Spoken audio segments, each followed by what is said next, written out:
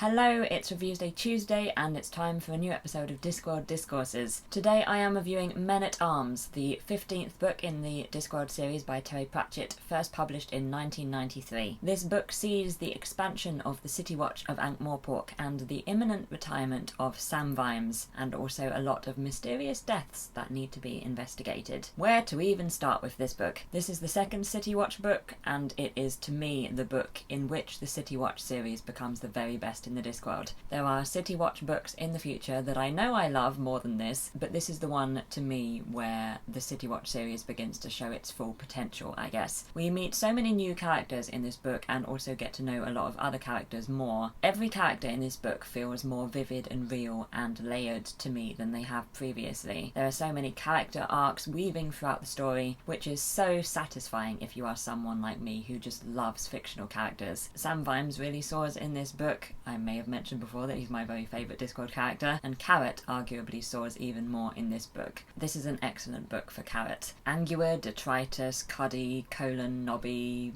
Gaspode, even Vetinari. This is a sea of riches from a character standpoint. You know, in some Discworld books, some characters to me feel like they're there to further the plot or further a joke, but Men-at-Arms is not one of those books. Also, I think it's one of the best paced Discworld novels so far. The way the story is structured, the way we weave in and out of different plots, the way we transition between different scenes, it feels pretty seamless in this book. I feel like it's a pretty great example of Terry Pratchett's genius when it comes to plotting and pacing, as well as character and world building. It's such a satisfying book to read. Satisfying is my favourite word to use to describe this book. It's a great story. It goes into the tension between dwarves and trolls. It shines a light on prejudice between races. It's a funny book as well and beautifully written. There are so many great quotes and passages in this book. It has Sam Vimes' Boots' theory of socio-economic unfairness, which is one of my favourite passages in any Discworld book. So yeah, as you may be able to tell, I really love this book. Definitely my favourite book in this reread so far. I hadn't remembered before, to be honest, how much I love this book until I started reading, and then it all came flooding back. But I think that's because I think of a couple of the later City Watch books as